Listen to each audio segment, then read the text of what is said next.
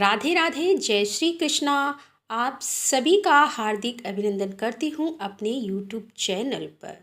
तो दोस्तों, आज हम सुनेंगे अगहन मास में सुनी जाने वाली शनिवार की व्रत कथा।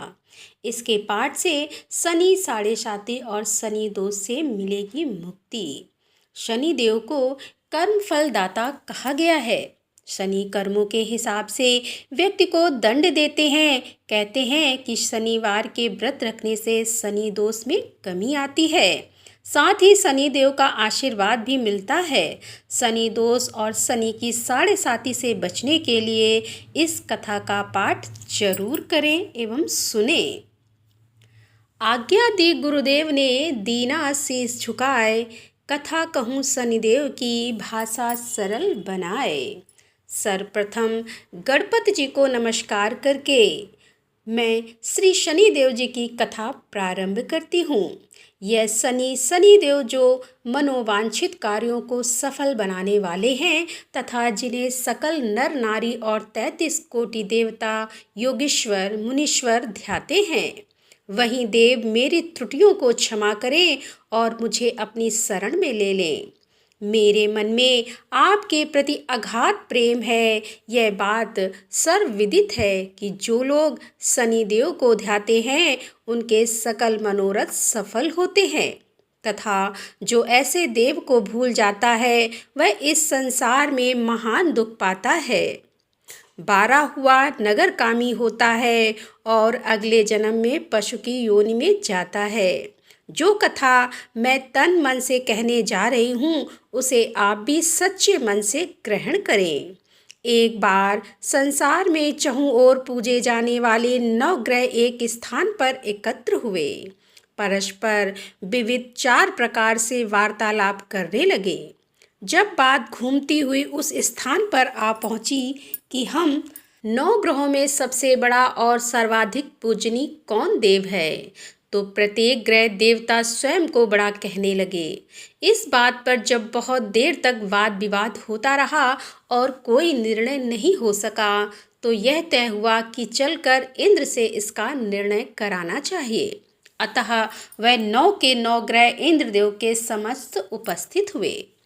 उन सब की बातें सुनकर इंद्रदेव भी सोच में पड़ गए कि किसे छोटा कहूँ और किसे बड़ा, किसकी श्रद्धा के पात्र बने और किसके कोप के भाजन बने। अंत में सोच समझकर निर्णय ना करते हुए वह बोले कि मैं अल्प बुद्धि इस बात का निर्णय करने में असमर्थ हूँ। मुझे तो आप सभी बड़े नजर आते हैं और मैं सभी का आदर सम्मान समभाव से करता हूँ। इस पर 9 ग्रह संतुष्ट नहीं हुए और हट करने लगे कि इसका निर्णय आपको अवश्य करना चाहिए। तब देवराज बोले कि आप लोग मृत्युलोक में जाइए, वहाँ एक अत्यंत न्यायप्रिय राजा विक्रमादित्य राज्य करता है।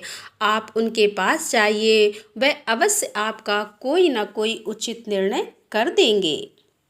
इंद्र से निराश होकर 9 ग्रह मृत्युलोक में जाने को तत्पर हो गए। देवराज इंद्र ने जब उन्हें वहां आते देखा तो प्रसन्न होकर चैन की सांस ली। इस धर्म संकट से निकलना उनके लिए सचमुच ही कितना दुष्सार था, पर अपनी चतुराई से अपने ऊपर आए संकट को राजा विक्रमादित्य पर टाल दिया। उज्जैन नगरी की उन दिनों सारे ही भारत में धाक थी। एक तो वहाँ का राजा विक्रमादित्य के दरबार में बड़े बड़े ज्ञानवान लोगों का सम्मेलन होता रहता था। दूसरे उस न्यायप्रिय राजा के न्याय से उज्जैन नगरी का सारे भारत में डंका बजता था। स्वर्ग में जब 9 ग्रहों का निर्णय ना हो पाया तो वह अपने अपने विमानों पर आरूढ़ हो मृत्युलोक में आ पहुँचे। ठीक उस समय जब राजा विक्रमादित्य का दरबार ठसाठस भरा हुआ था, तब 9 ग्रह वहां आ पहुंचे। 9 ग्रहों को इकट्ठे देखकर विक्रमादित्य अपने सिंहासन से उठ खड़े हुए और सभी देवों को सम्मान पूर्वक आसन ग्रहण करने को कहा। किंतु राजा के इस सम्मान को किसी भी ग्रह देवता ने स्वीकार नहीं किया। तब विक्रमादित्य ने प्रश्नवाचक दृष्टि से उनकी ओर देखा तो बृहस्पति देव ने आगे बढ़कर दृढ़ स्वर में कहा कि हे राजन, हम यहाँ पर तब तक आसन ग्रहण नहीं करेंगे जब तक कि आप हमारा यह निर्णय नहीं करेंगे कि हम लोगों में सबसे बड़ा कौन है। राजा अपने ऊपर आए इस धर्म संकट को देखकर पल भर तो घबरा गया, परंतु शीघ्र ही उसने स्वयं को संभाल लिया। उसने अपने मन में एक युक्ति सोच ली।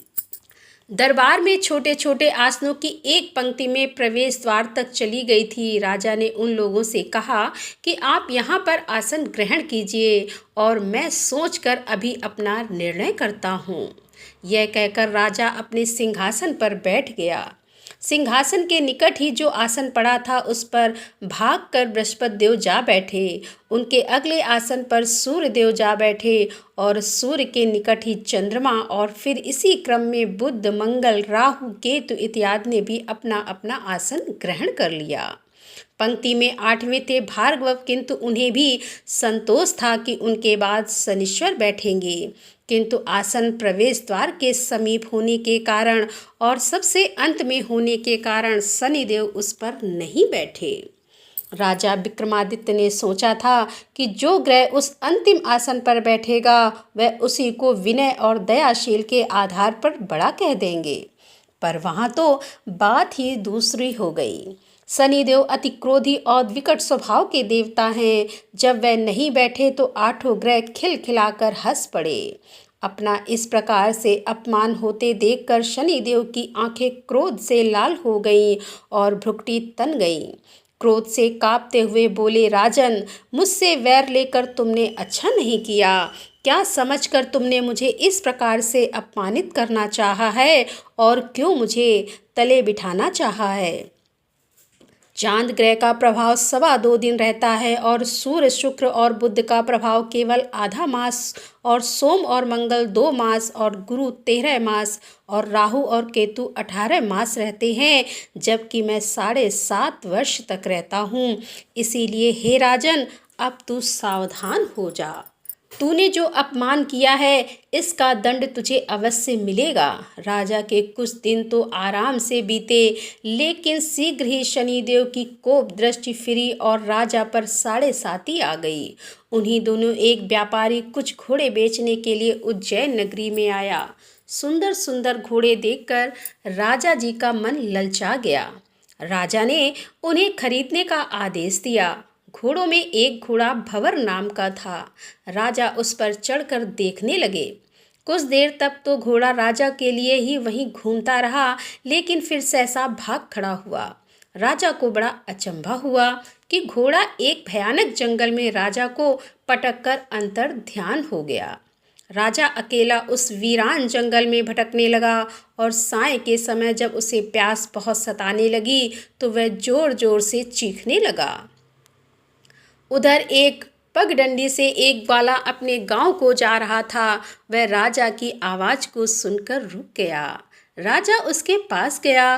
ग्वाले ने उसकी व्यथा जानकर उसे निकट की नदी पर ले जाकर पानी पिलाया। पानी पीने के बाद राजा स्वस्थ हो गया और प्रसन्न होकर उसने ग्वाले को अपने हाथ की अंगूठी उतार कर दे दी। कहा कि मैं उज्जैन का रहने वाला हूँ, यहाँ रास्ता भटक गया हूँ, तुम मुझे रास्ता दिखाओ। तब ग्वाला उसे अपने साथ गांव ले आया।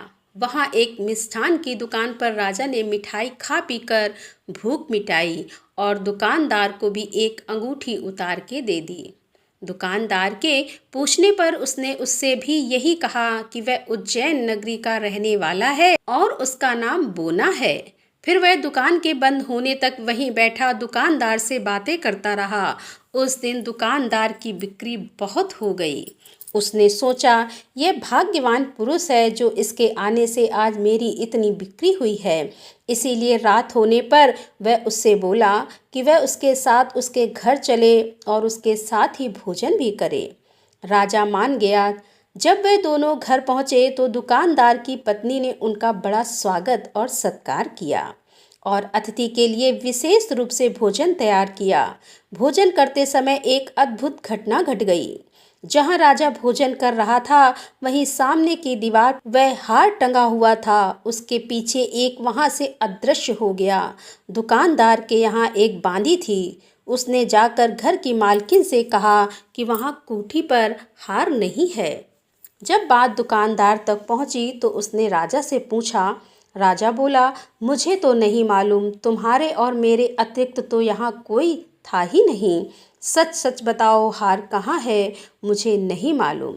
राजा फिर बोला, मेरे पास कोई हार नहीं है। जब कोई निर्णय नहीं हो सका तो दुकानदार राजा को उस नगर के राजा के पास ले गया। उस नगर के राजा ने जब विक्रमादित्य की भोली भाली सूरत देखी तो बोला, यह व्यक्ति कभी भी चोरी नहीं कर सकता, और यह कहकर उसने विक्रमादित्य को छोड़ दिया। विक्रमादित्य जब उसे नगर में यूं ही इधर उधर घूम रहा था, तब उस नगर के एक तेली ने उससे कहा कि वह उसके यहाँ काम कर ले तो उसे वह रहने को स्थान और खाने की सामग्री भी देगा। राजा मान गया और तेली उसे अपने घर ले आया। वहाँ सारा दिन राजा धाड़ी पर बैठा उसके बैलों को हाँकता रहता और तेली बाजार में तेल बेच आता। जब वर्षा ऋतु आई और मूसलाधार वर्षा होने लगी, तब धाड़ी पर बैठे हुए विक्रमादित्य ने मौज में आकर ऊंचे ऊंचे स्वर में राग अलापना आरंभ कर दिया। निकट ही उस नगर के राजा का राजमहल था। वहां खिड़की में बैठी राजकुमारी ने जब राजा का मधुर स्वर में गीत सुना तो वह अपना दिल हार बैठी। उसने बांदी को पता करने के लिए भेजा। बांदी वहां राजा को गाते हुए देखकर लौटी तो राजकुमारी से बोली कि वहां पर तो कोई अति सुकुमार नवयुवक बैठा मस्ती में आंखें बंद किए गा रहा है। राजकुमारी ने सुना तो उसने अन्न जल का त्याग कर दिया। रात तक जब उसने कुछ नहीं खाया तो रानी ने आकर उसे समझाया, पर वह बोली कि वह तो उस गाने वाले से ही शादी करेगी। रानी ने जाकर राजा से कहा कि राजकुमारी एक तेली पर मोहित हो गई है और उससे ब्याह रचाना चाहती है। राजा ने सुना तो उसे बहुत ही दुख हुआ। उसने तेली के घर से विक्रमादित्य को बुलाया और उसके हाथ काटकर जंगल में फिकवा दिए। यह बात जब वह राजकुमारी को पता चली तो वह अपनी बात पर दृढ़ हो गई। बोली, मैंने तो अब उसी को वर लिया है, वह चाहे कैसा भी हो उसी से विवाह करूंगी। बेटी की हट देखकर लाचार हो राजा ने दोबारा विक्रमादित्य को नगर में बुलवाया और उससे राजकुमारी का मामूली ढंग से पाणी ग्रहण कराया और एक साधारण मकान में दोनों को बसा दिया। दोनों ही वहीं रहने लगे। एक दिन जब विक्रमादित्य सोया था तो स्वप्न में उसे शनिदेव नजर आए। विक्रमादित्य ने उनके सामने नमस्कार किया और क्षमा याचना की। शनिदेव ने उसे आशीर्वाद दिया और बोले, अब तुम्हारी 7.5 खत्म हो गई है। राजा बोला, मुझसे जो गलती हुई उसके लिए मुझे क्षमा कर दीजिए। शनिदेव ने मुस्कुराकर उसे आशीर्वाद दिया और राजा के दोनों बाजू दोबारा निकल आए। राजा ने अपनी पत्नी राजकुमारी को रात को जगाया नहीं। वह रात को उसके गले में अपनी बाहें डालकर सो गया। सुबह राजकुमारी की आंख खुली तो उसने अपनी गर्दन में बाहें पड़ी देखी। वह चौंक कर उठ बैठी, लेकिन शीघ्र ही विक्रमादित्य ने जागकर उसको सब बातों से अवगत करा दिया। जब वहां के राजा को यह बात मालूम हुई तो वह भागा भागा आया और उस अपंग को फिर से स्वस्थ देखकर चकित रह गया। उसको भी विक्रमादित्य ने यही कहा कि यह सब शनि देव की कृपा का फल है, और विक्रमादित्य ने अपना वास्तविक परिचय भी उस राजा को दिया और सारा किस्सा विस्तार से सुनाया। सुनते ही राजा विक्रमादित्य के चरणों में गिर गया और क्षमा याचना करने लगा। बस यह खबर शीघ्र ही सारे नगर में फैल गई। दुकानदार को जब यह खबर मिली भागा भागा आया और विक्रमादित्य के पांव पर लौटने लगा। विक्रमादित्य ने उसे उठाकर आसन पर बिठाया और कहा, तुम घर जाकर उसी खूंटी पर देखो, हार टंगा होगा। और सच ही दुकानदार ने देखा कि हार वहीं खूंटी पर टंगा हुआ था। राजा ने नौकरानियों के साथ लश्कर समेत विक्रमादित्य को विदा किया। राजा विक्रमादित्य जब राजकुमारी को लेकर अपनी नगरी उज्जैन में लश्कर समेत पहुंचा तो सारी नगरी में उत्साह छा गया। अपने राजमहल में प्रवेश करने से पूर्व विक्रमादित्य ने 9 ग्रहों की पूजा की और शनिदेव को सर्वोच्च स्थान दिया। साथ ही उसने नगर भर में ढिढोरा पिटवा दिया कि शनिदेव मनोवांछित फलों को देने वाले हैं और 9 ग्रहों में सर्वोच्च स्थान रखते हैं। इस प्रकार शनिदेव को मनाकर विक्रमादित्य ने अपने राज्य, यश और कीर्ति को प्राप्त कर लिया। बोलो श्री शनिदेव महाराज की जय। बोलो श्री 9 ग्रहों की जय। जैसी सुनी तैसी कही, इसमें झूठ न साच। विक्रम भूप इतिहास को सज्जनों देखो बाच। सुने सुनावे शनि कथा, गावे जो चितलाए। सत्य वचन है संत कहा, बाको संकट जाए। तो दोस्तों, कैसी लगी आज की ये कथा? यदि कथा पसंद आई हो तो हमारे वीडियो को लाइक करें, दोस्तों के साथ शेयर करें और हमारे चैनल पर आप पहली बार आ रहे हैं और अभी तक आपने हमारे चैनल को सब्सक्राइब नहीं किया है तो कृपया हमारे चैनल को सब्सक्राइब कर लें। तो दोस्तों, मिलते हैं अगले वीडियो के साथ। तब तक के लिए राधे राधे, जय श्री कृष्णा, हर हर महादेव, जय भोलेनाथ की।